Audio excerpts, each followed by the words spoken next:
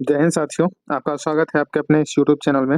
साथियों, आज की इस वीडियो में हम सब देखेंगे ये पॉलिटी का जो खान सर का बुक है उसी से रिलेटेड क्वेश्चन है। पॉलिटी का जो महत्वपूर्ण प्रश्न है और सारे प्रश्नों को लास्ट तक जरूर देखिएगा। तो ये खान सर जो क्लास में टेस्ट लेते हैं दोस्तों, उसी का पीडीएफ है और उसी का सोल्यूशन करवा रहे हैं आज के इस वीडियो में। तो आइए देखते हैं बारी बारी से सभी प्रश्नों को, और ये सभी एग्जाम के लिए महत्वपूर्ण है, ठीक ना। तो आपसे एक रिक्वेस्ट रहेगा कि अगर आपने अभी तक इस चैनल को सब्सक्राइब नहीं किया साथियों तो प्लीज सब्सक्राइब कर लीजिएगा और वीडियो अच्छा लगे तो लाइक कर दीजिएगा। पहला क्वेश्चन क्या कहता है? पहला क्वेश्चन है कि किस अनुच्छेद के अनुसार भारत के राष्ट्रपति द्वारा राष्ट्रीय आपातकाल की घोषणा की जा सकती है। तो राष्ट्रीय आपातकाल की घोषणा किस अनुच्छेद के द्वारा की जा सकती है? तो ये हो जाएगा 352 के अनुसार। राष्ट्रपति शासन लगता है 356 आर्टिकल के अनुसार, और 360 के अनुसार लगता है वित्तीय आपातकाल, ठीक ना। 3 प्रकार के आपातकाल हैं, याद रखिएगा। दूसरा क्वेश्चन है कि प्रायः किसकी सलाह पर राज्य में राष्ट्रपति शासन लागू किया जाता है। तो राष्ट्रपति शासन है जो ये लागू किया जाता है दोस्तों राज्य के गवर्नर यानी कि राज्यपाल के सलाह पर, यानी कि सी ऑप्शन सही हो जाएगा। इशारा देखिए बीपीएससी का प्रश्न है, तो अब दरोगा, बिहार पुलिस, बीपीएससी शिक्षक सभी के एग्जाम के लिए महत्वपूर्ण है। राष्ट्रपति राष्ट्रीय आपातकाल की घोषणा कर सकता है, तो ये कब कर सकता है? तो हथियार बंद विद्रोह के आधार पे सही है, कर सकता है। बाहरी आक्रमण, अगर कोई देश हमारे देश पे आक्रमण करता है तब पर ही कर सकता है, सही है। युद्ध के आधार पर, युद्ध भी अगर किसी देश के साथ छिड़ा हुआ रहता है तो भी राष्ट्रपति जो है राष्ट्रीय आपातकाल की घोषणा कर सकता है, यानी कि ऊपर में वर्णित सभी कारणों के आधार पे कर सकता है। चौथा नंबर क्वेश्चन है कि प्रथमतः आपात स्थिति की घोषणा कितने समय के लिए की सीमित की जा सकती है। तो ये 6 महीना के लिए स्टार्टिंग में मतलब लगाया जाता है, और इसे मतलब बढ़ाया भी जा सकता है, ठीक ना। तो यहाँ पे क्वेश्चन है कि प्रथमतः आपात स्थिति की घोषणा कितने समय काल के लिए सीमित की जा सकती है। तो ये 6 महीना इसका सही आंसर हो जाएगा, 4 का सी ऑप्शन सही हो जाएगा। आगे बढ़ते 5 नंबर क्वेश्चन क्या कहता है? भारतीय संविधान में कौन सा अनुच्छेद राज्यों में संवैधानिक तंत्र के असफल होने की स्थिति में राष्ट्रपति शासन का प्रावधान करता है? तो अभी बताया दोस्तों कि राष्ट्रीय आपातकाल लगता है 352 आर्टिकल के तहत, और 300 इसमें 4 जोड़ेंगे तो कितना होगा? 352 4 56 होगा, और इसके अंतर्गत राष्ट्रपति शासन लगता है, ठीक ना। राष्ट्रपति शासन लगता है, और 360 के अंतर्गत वित्तीय आपातकाल लगता है। तो देखिए भारतीय संविधान का कौन सा अनुच्छेद राज्यों में संवैधानिक तंत्र के असफल होने की स्थिति में राष्ट्रपति शासन का प्रावधान करता है। तो राष्ट्रपति शासन का प्रावधान हो जाएगा आर्टिकल 356 में, अभी बताएं, और आर्टिकल 360 में वित्तीय आपातकाल लगता है। राज्य में राष्ट्रपति शासन किस अनुच्छेद के तहत लगाया जाता है? किस अनुच्छेद के तहत राष्ट्रपति शासन लगाया जाता है? तो अनुच्छेद किसके तहत बताइएगा? तो 356 और 360 के तहत भी लगाया जाता है, यानी कि राष्ट्रपति शासन। ये डी हो जाएगा, बिहार ईएसआई में क्वेश्चन आया है, डी ऑप्शन इसका सही हो जाएगा, 2 और 4। 356 से लगता है राष्ट्रपति शासन है, इसमें वित्तीय आपातकाल लगता है। 7 नंबर क्वेश्चन है कि आपातकाल की घोषणा होने से 1 महीने के अंदर इसे किस संस्था से पारित होना जरूरी है। तो 1 महीना के अंदर इसे राज्यसभा और लोकसभा दोनों से पारित होना चाहिए, यानी कि दोनों सदन से पारित होना चाहिए, सी ऑप्शन सही हो जाएगा। बिहार दरोगा का क्वेश्चन है दोस्तों, भारतीय संविधान के किस अनुच्छेद के अंतर्गत भारत सरकार का दायित्व है कि वह बाह्य आक्रमण एवं आंतरिक अशांति से राज्यों की रक्षा करे। तो ये हो जाएगा किस अनुच्छेद के अंतर्गत है? तो इसका सही आंसर हो जाएगा अनुच्छेद 355 के अंतर्गत, ये ऑप्शन सही हो जाएगा।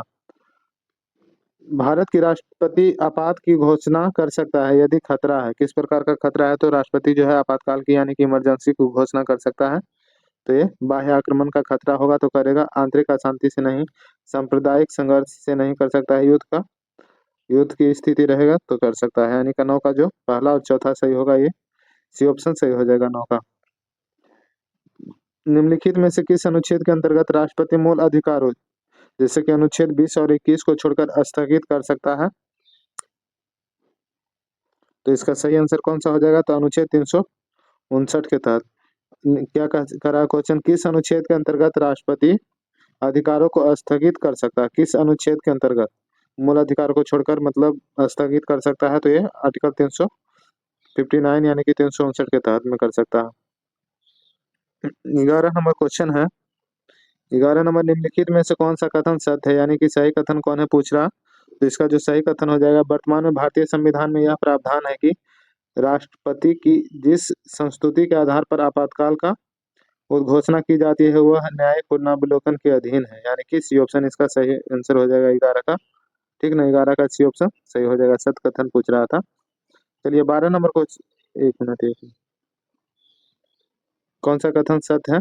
तो भारत के मूल अधिकारों में आपात की उद्घोषणा के लिए वर्णित अधिकारों में सशस्त्र विद्रोह की जगह आंतरिक अशांति का उल्लेख था, ये भी सही है। और ये तीसरा ऑप्शन भी देखे तो ये भी सही है। तो पहला तीसरा दोनों सही है, ठीक ना। तो इसका सही आंसर निकल जाएगा 11 का सी ऑप्शन, यानी कि पहला और तीसरा सही है। 12 नंबर क्या कह रहा है क्वेश्चन? अनुच्छेद 352 के तहत घोषित आपात के संबंध में निम्नलिखित में से कौन सा कथन सही नहीं है? तो राष्ट्रपति की अधिकार है कि वह आपात की उद्घोषणा संपूर्ण भारत या उसके किसी विशेष भाग के संबंध में कर सकता है। संकट कितने क्षेत्र तक फैला हुआ है इसका निर्णय सर्वोच्च न्यायालय करता है। ये सही नहीं है, यानी कि गलत है, बाकी सब सही है। जैसे कि अनुच्छेद 352 के तहत राष्ट्रपति कोई उद्घोषणा तब तक नहीं करेगा जब तक संघ के मंत्रिमंडल द्वारा यह विनिश्चय उसे लिखित रूप से न भेजा जाए। मतलब कैबिनेट के द्वारा जब तक नहीं लिखित रूप से भेजा जाता है तब तक नहीं करता, ये सही है। और है 352 के तहत घोषित आपात संसद के दोनों सदनों की अनुमोदित होने से 6 माह तक लागू रहती है, अन्यथा 1 महीने बाद परिवर्तनीय में नहीं रहेगी, यानी कि ये भी सही है। और 6 महीने के बाद आपातकाल की को तभी आगे बढ़ाया जा सकता है यदि दोनों सदनों उस तारीख से पहले उसे बढ़ाने के लिए पुनः संकल्पित हो। मतलब पहली बार में 6 महीना के लिए लगता है, अगर चाहता है कि 6 महीना से और आगे बढ़े तो दोनों सदन को मतलब 6 महीना से पहले ही, उस खत्म होने की डेट से पहले ही पुनः मतलब संकल्प पारित करना होता है कि हाँ फिर से बढ़ाना चाहते हैं। तो इसमें पूछ रहा था कि सत्य कथन नहीं है, यानी कि गलत कथन नहीं, मतलब कौन सा कथन सत्य नहीं है, यानी कि कौन सा कथन गलत है। तो गलत इसका बी ऑप्शन था, ठीक ना, बाकी सब सही था। 13 नंबर है, यदि अनुच्छेद 352 के तहत की गई आपात उद्घोषणा परिवर्तनीय में है तो निम्नलिखित में से कौन सा प्रावधान लोकसभा व विधानसभा पर पड़ सकता है? तो 13 का क्या ऑप्शन हो जाएगा? 13 का, एक मिनट। यदि अनुच्छेद 352 के तहत की गई आपात उद्घोषणा परिवर्तन में है तो निम्नलिखित में से कौन सा प्रावधान लोकसभा व विधानसभा में पड़ सकता है? तो संसद विधि द्वारा लोकसभा के कार्यकाल को एक बार में 1 वर्ष के लिए बढ़ा सकता है, ये भी सही है। और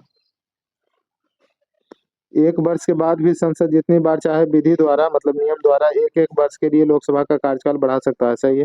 संसद राज्यों की विधानसभाओं की अवधि भी बढ़ा सकता है, ये भी सही है, यानी कि पहला दूसरा और तीसरा तीनों सही है, ठीक ना। तो इसका डी ऑप्शन सही हो जाएगा। देखिए अब चलते हैं, अब देखते हैं आगे। ये उच्च न्यायालय और हाई कोर्ट और सुप्रीम कोर्ट से मतलब रिलेटेड ये सारे प्रश्न हैं, ठीक ना। और ये खान सर का बुक से ही करवा रहे हैं दोस्तों, तो इसलिए बहुत महत्वपूर्ण वीडियो है। तो चलिए देखते हैं पहला क्या है। भारत में उच्चतम न्यायालय के न्यायाधीशों की वर्तमान स्वीकृति संख्या कितना है? तो इसका 34 हो जाएगा, ठीक ना, 34। आगे कि सर्वोच्च न्यायालय का न्यायाधीश अपना पद त्याग सकता है, किसको पत्र लिखकर? तो सर्वोच्च न्यायालय यानी कि सुप्रीम कोर्ट, सर्वोच्च न्यायालय कहा जाता है सुप्रीम कोर्ट को दोस्तों, और उच्च न्यायालय कहा जाता है हाई कोर्ट को। तो बताइएगा कि सर्वोच्च न्यायालय का न्यायाधीश अपना त्याग अपना पद को त्याग सकता है, किसको पत्र लिख करके? तो ये राष्ट्रपति को पत्र लिख करके अपना पद को त्याग सकता है। चलिए तीसरा नंबर क्वेश्चन है कि सर्वोच्च न्यायालय के न्यायाधीश की नियुक्ति की जा सकती है राष्ट्रपति के द्वारा। तो राष्ट्रपति के द्वारा कैसे किया जाता है? तो सर्वोच्च न्यायालय के मुख्य न्यायाधीश से परामर्श के साथ, ठीक ना। सर्वोच्च न्यायालय के न्यायाधीश की नियुक्ति किया जाता है सर्वोच्च न्यायालय के मुख्य न्यायाधीश से, जो मुख्य न्यायाधीश रहते हैं ना उसी के परामर्श से। आगे है कि भारत में उच्चतम न्यायालय का उद्घाटन किस तिथि को हुआ था? तो उच्चतम न्यायालय का जो भारत में उच्चतम न्यायालय का उद्घाटन जो हुआ था ये किस तिथि को हुआ था, ये पूछ रहा। तो यहाँ पे इसका सही आंसर हो जाएगा 28 जनवरी 1950 को। और इससे याद रखिएगा कि 26 जनवरी 1950 को क्या हुआ था? तो इसी दिन मतलब हमारे देश का जो संविधान है पूर्णतः लागू हो गया था।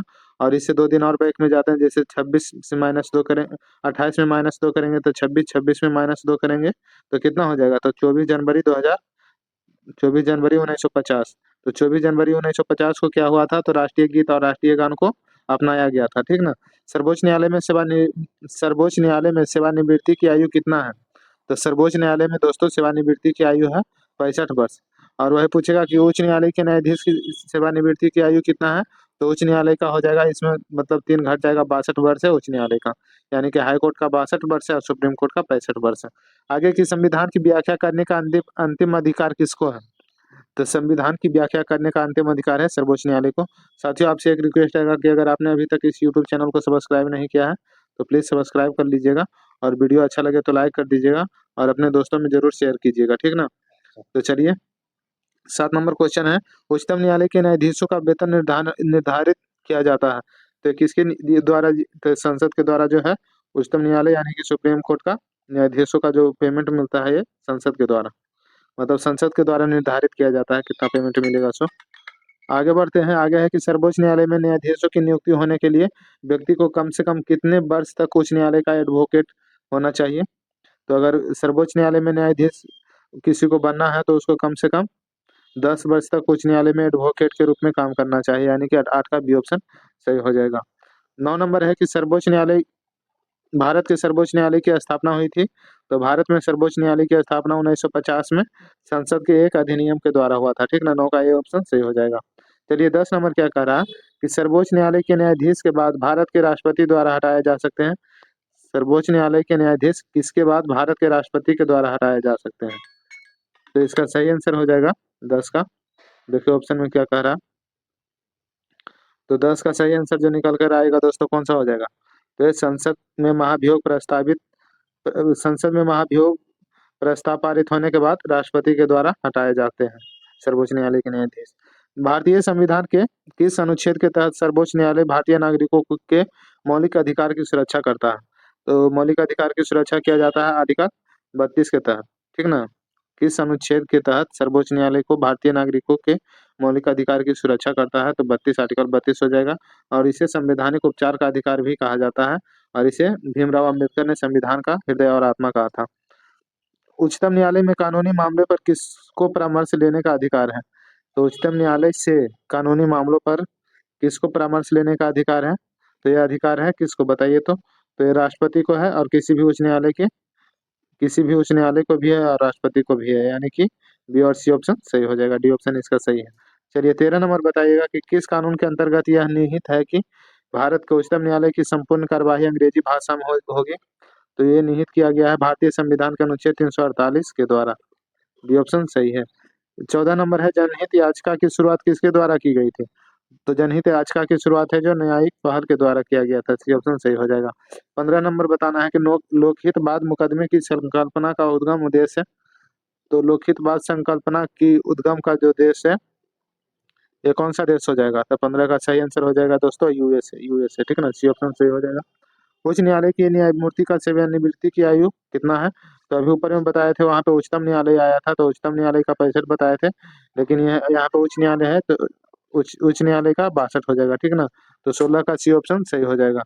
चलिए आगे बढ़ते हैं। 17 नंबर बताइएगा कि निम्न में से कौन सी एक याचिका या अधीनस्थ न्यायालयों की कार्य पद्धति का परीक्षण करती है? तो 17 का सही आंसर उत्प्रेषण जो है, ये 17 का सी ऑप्शन सही हो जाएगा। रुक जो 5 मिनट में ले लिए। आगे बढ़ते हैं साथियों। 18 नंबर क्वेश्चन है कि उच्च न्यायालय के न्यायाधीशों के वेतन और भत्ते दिए जाते हैं। तो उच्च न्यायालय के न्यायाधीश के वेतन और भत्ते राज्य के समेकित निधि से दिया जाता है, ठीक ना। 8 के बी ऑप्शन सही हो जाएगा। निम्न में से कौन सा एक रिट न्यायालय में कार्यवाही लंबित होने की दशा में लागू की जाती है? तो इसका सही आंसर होना, इसका क्या हो जाएगा? तो उन्हें इसका सही आंसर जो हो जाएगा दोस्तों, उत्प्रेषण लागू किया जाता है। चलिए 20 नंबर बताइएगा। उच्च न्यायालय उच्च न्यायालय की परमादेश जारी करने की शक्ति के अंतर्गत आते हैं। तो ये कौन आते हैं? तो 20 का सही आंसर हो जाएगा सी, यानी कि मौलिक अधिकार आता है। एक उच्च न्यायालय क्या न्यायाधीश अपना त्यागपत्र संबोधित करता है?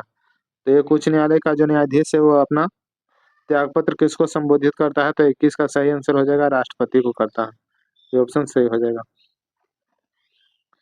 भारत में चलित न्यायालय जो है, इसका मानस पुत्र कौन है? तो ये डॉक्टर एपीजे अब्दुल कलाम हो जाएंगे। इसका सही answer doctor APJ Abdul Kalam हो जाएगा। 22 का सी ऑप्शन सही है। 23 नंबर बताइएगा कि भारत के सर्वोच्च न्यायालय के निर्णय के संबंध में निम्न में से क्या सही है? सर्वोच्च न्यायालय के बारे में पूछ रहा है कि क्या सही है। 23 का, तो सर्वोच्च न्यायालय को अपने निर्णय को परिवर्तित करने का अधिकार है, ये सही है, यानी का 23 का सही आंसर ये निकल जाएगा। चलिए 24 नंबर है, भारत में न्यायिक सक्रियता संबंधित है। तो न्यायिक सक्रियता किससे संबंधित है? तो जनहित याचिका से संबंधित है। बी ऑप्शन सही हो जाएगा। 25 नंबर बताइएगा कि सितंबर 2003 में न्यायालय ने एक निर्णय से भारतीय समाज में महिलाओं की स्थिति प्रतिष्ठित हुई। वह न्यायालय है, तो वह न्यायालय कौन सा है? तो वह भारत का सर्वोच्च न्यायालय है, यानी कि ये ऑप्शन सही हो जाएगा। 26 नंबर है कि किस कानून के अंतर्गत यह विहित है कि भारत के उच्चतम न्यायालय की संपूर्ण कार्यवाही अंग्रेजी भाषा में होगी? तो ये ऊपर में भी अभी क्वेश्चन आया था, तो ये 348 आर्टिकल 348 में, भारत के संविधान के 348 आर्टिकल में ये है। 27 नंबर है कि उच्च न्यायालय के निम्नलिखित में से किस मामले में पाया है कि केंद्रीय अन्वेषण शाखा एक पिंजराबाद तोता है? तो ये कोयला आवंटन घोटाला बाद में मतलब पाया गया। डी ऑप्शन 27 का सही हो जाएगा। 28 नंबर देखते हैं। 28 नंबर क्या कह रहा है कि भारत के सर्वोच्च न्यायालय के लिए किस वर्ष में न्यायाधीशों की नियुक्ति के लिए कॉलेजियम व्यवस्था को अपनाया गया था? तो कॉलेजियम व्यवस्था को अपनाया गया था 1993 में। हाल ही में नियुक्त सुप्रीम कोर्ट के निम्नलिखित न्यायाधीशों में से कौन इससे पहले किसी उच्च न्यायालय का न्यायाधीश नहीं थे? तो मतलब पहले उच्च न्यायालय का न्यायाधीश नहीं थे, एल नागेश्वर राव हो जाएगा इसका सही आंसर। 30 नंबर है, मैं भारत के संविधान के प्रति सच्चा विश्वास और सच्ची निष्ठा रखूंगा। भारत की संप्रभुता और अखंडता को बनाए रखूंगा। अपने पद के कर्तव्यों का निर्वहन करूंगा। संविधान और कानून की रक्षा करूंगा। यह शपथ ली जाती है, तो ये शपथ जो है भारत के मुख्य न्यायाधीश के द्वारा लिया जाता है, चीफ जस्टिस ऑफ इंडिया के द्वारा लिया जाता है। 31 नंबर है, निम्नलिखित में से कौन सा मामले उच्च न्यायालय और उच्चतम न्यायालय की अधिकारिता में आते हैं? तो उच्च न्यायालय और उच्चतम न्यायालय की अधिकारिता में कौन सा मामला आता है? 31 नंबर, तो इसका सही आंसर हो जाएगा मूल अधिकारों का प्रवर्तन। साथियों, आपसे रिक्वेस्ट है कि अगर आपने अभी तक इस चैनल को सब्सक्राइब नहीं किया है तो प्लीज़ सब्सक्राइब कर दीजिएगा, और वीडियो अच्छा लगा होगा तो प्लीज़ लाइक कर दीजिएगा, क्योंकि लाइक से मोटिवेशन मिलता है दोस्तों। 32 नंबर है कि देश के किसी भी न्यायालय में चल रहे वाद को अनन्य भेजने का अधिकार किसके पास है? अन्यंत्र मतलब दूसरे जगह भेजने को किसके पास ये अधिकार है? तो ये सर्वोच्च न्यायालय के पास है, कि किसी भी न्यायालय में चल रहे बात को दूसरा जगह भी भेज सकता है, यानी कि बी ऑप्शन सही हो जाएगा। 33 नंबर है कि हाल ही में उच्चतम प्रवासी पंचायत निर्धारण अधिनियम 1983 को संविधान के किस अनुच्छेद के अंतर्गत केंद्र के पावन कर्तव्य के उल्लंघन पर असंवैधानिक घोषित किया गया है? तो 33 का जो सही आंसर हो जाएगा ये अनुच्छेद 355 हो जाएगा। भारत में संविधान की मूल संरचना के सिद्धांत का स्रोत क्या है? तो भारत में संविधान के मूल संरचना के सिद्धांत का स्रोत क्या है? तो 34 का ये न्यायिक व्याख्या, बी ऑप्शन सही हो जाएगा। 35 नंबर है कि भारत का सर्वोच्च न्यायालय एक अभिलेख न्यायालय है, इसका आशय है? तो इसका आशय है कि इसके सभी निर्णयों का साक्ष्यात्मक मूल्य होते हैं और इस पर किसी भी न्यायालय में प्रश्न नहीं लगाया जा सकता है, यानी कि 35 का बी ऑप्शन सही हो जाएगा। 36 नंबर बताइएगा, और ये लास्ट क्वेश्चन है दोस्तों, कि भारत के नीचे दिए गए न्यायालयों में से किन्हें अभिलेख न्यायालय माना जाता है? तो अभिलेख न्यायालय कहा जाता है उच्च न्यायालय एवं उच्चतम न्यायालय को अभिलेख न्यायालय माना जाता है, यानी कि सी ऑप्शन सही हो जाएगा। दोस्तों, वीडियो कैसा लगा होगा कमेंट बॉक्स में बताइएगा जरूर, और अच्छा लगा होगा तो प्लीज़ लाइक कर दीजिएगा इस वीडियो को, और अगर आपने अभी तक इस चैनल को सब्सक्राइब नहीं किया है साथियों, तो प्लीज़ सब्सक्राइब कर लीजिएगा, ताकि कोई भी इन्फॉर्मेशन आप तक पहले पहुँचे। धन्यवाद दोस्तों, मिलते हैं अगले वीडियो में।